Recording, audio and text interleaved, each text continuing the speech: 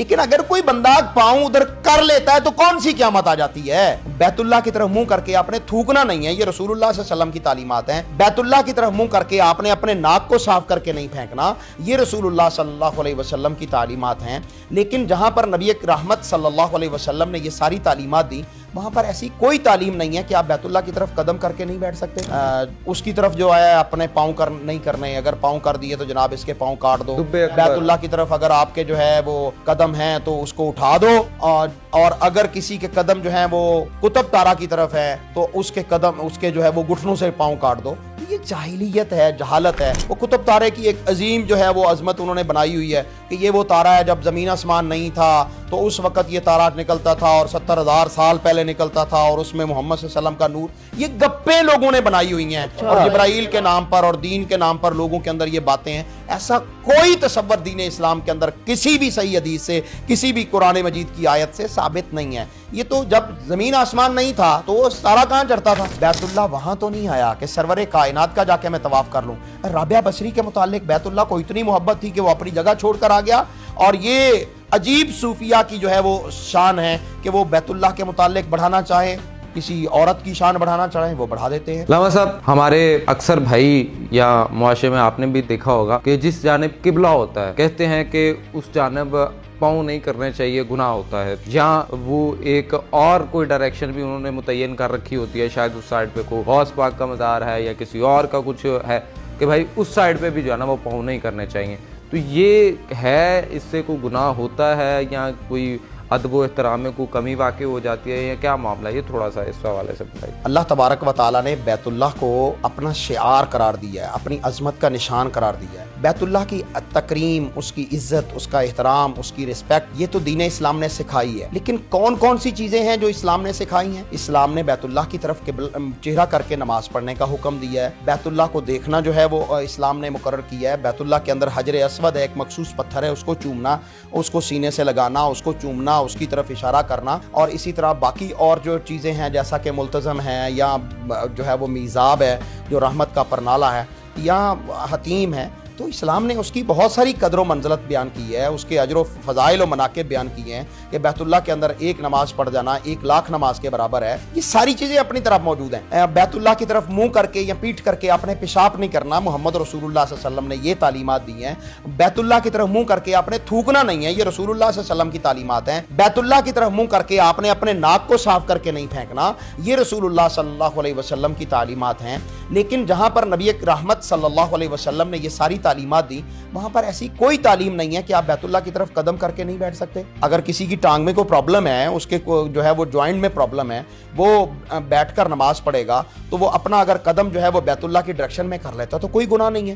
اور اگر کوئی شخص جو ہے وہ یہاں پر مشہور ہے کہ آپ نے قطب تارا ایک ہوتا ہے، اس کی طرف جو ہے اپنے پاؤں نہیں کرنے، اگر پاؤں کر دیے تو جناب اس کے پاؤں کاٹ دو۔ بیت اللہ کی طرف اگر آپ کے جو ہے وہ قدم ہیں تو اس کو اٹھا دو، اور اگر کسی کے قدم جو ہیں وہ قطب تارا کی طرف ہے تو اس کے قدم، اس کے جو ہے وہ گھٹنوں سے پاؤں کاٹ دو۔ تو یہ جاہلیت ہے، جہالت ہے۔ وہ قطب تارے کی ایک عظیم جو ہے وہ عظمت انہوں نے بنائی ہوئی ہے کہ یہ وہ تارا ہے، جب زمین آسمان نہیں تھا تو اس وقت یہ تارا نکلتا تھا، اور 70,000 سال پہلے نکلتا تھا، اور اس میں محمد صلی اللہ علیہ وسلم کا نور۔ یہ گپے لوگوں نے بنائی ہوئی ہیں، اور جبرائیل کے نام پر اور دین کے نام پر لوگوں کے اندر یہ باتیں ہیں۔ ایسا کوئی تصور دین اسلام کے اندر کسی بھی صحیح حدیث سے، کسی بھی قرآن مجید کی آیت سے ثابت نہیں ہے۔ یہ تو جب زمین آسمان نہیں تھا تو وہ ستارہ کہاں چڑھتا تھا؟ ستارہ تو اللہ تعالیٰ فرماتے ہیں نا، وَلَقَدْ زَيَّنَّا السَّمَاءَ الدُّنْيَا بِمَصَابِيحَ، ہم نے آسمان کو اس ستاروں سے جو ہے وہ سجایا ہے۔ آسمان کو، جب آسمان نہیں تھا تو وہ ستارہ کہاں چڑھتا تھا؟ اس میں وہ جبرائیل اور وہ نور اور وہ سارا معاملہ، یہ بالکل ڈھکوسلے ہیں،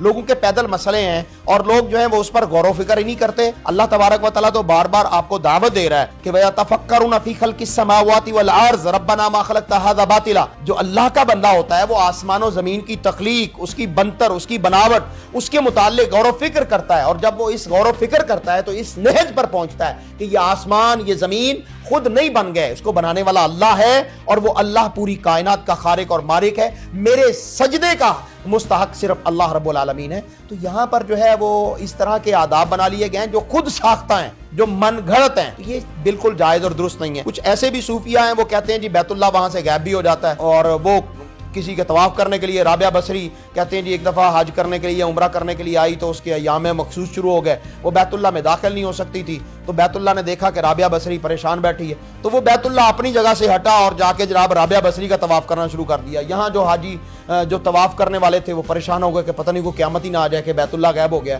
بھاگو ڈھونڈو, بڑے پریشان ہو کے ڈھونڈ رہے ہیں بیت اللہ کو, بیت اللہ ہی وہاں نہیں ہے. اور دیکھا کیا کہ وہ مکہ سے باہر جو ہے جہاں رابعہ بصری نے کیمپ لگایا ہوا تھا بیٹھی ہوئی تھی, وہاں بیت اللہ اس کا طواف کیے جا رہا ہے. تو یہ کیا عجیب نان سینس جو ہے وہ باتیں ہیں. آپ اسلام کے متعلق, بیت اللہ کے متعلق اس قدر اخلاقیات سے گری ہوئی باتیں کرتے ہیں. سرور کائنات محمد رسول اللہ صلی اللہ علیہ وسلم امام الانبیاء سرور کائنات جو ہیں وہ تشریف فرمائے ہیں حدیبیہ کے مقام پر, اور آپ کا جی بھی چاہ رہا ہے, صحابہ کرام 1407 صحابہ آپ کے ساتھ ہیں, سب کا دل چاہ رہا ہے کہ بیت اللہ کا طواف کیا جائے, بیت اللہ کو دیکھا جائے, بیت اللہ کے جا کے جو ہے وہ پھیرے لیے جائیں.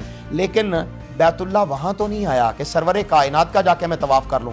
رابعہ بصری کے متعلق بیت اللہ کو اتنی محبت تھی کہ وہ اپنی جگہ چھوڑ کر آ گیا, اور یہ عجیب صوفیہ کی جو ہے وہ شان ہے کہ وہ بیت اللہ کے متعلق بڑھانا چاہے, کسی عورت کی شان بڑھانا چاہیں وہ بڑھا دیتے ہیں. اچھا علامہ صاحب, اگر احتراماً اگر دیکھا جائے, اگر کوئی جگہ نہیں ہے تو پھر کوشش, اگر جگہ موجود ہے آپ کی چارپائی کی کوئی ڈائریکشن اس طرح ہے, تو کوئی احتراماً آپ کعبے کی طرف پاؤں نہ کریں. اگر کر لیں تو اس میں گناہ کوئی نہیں. مسنون طریقہ سونے کا تو یہ ہے کہ آپ بیت اللہ کی طرف منہ کر کے سوئیں, ٹھیک ہے, آپ دائیں طرف لیٹیں, آپ کا ہاتھ جو ہے وہ آپ کی رخسار کے نیچے ہو, اور جو آپ کا چہرہ ہے وہ بیت اللہ کی طرف ہو, جس طرح قبر میں لیٹتے ہیں آپ. یہ تو جائز اور درست ہے.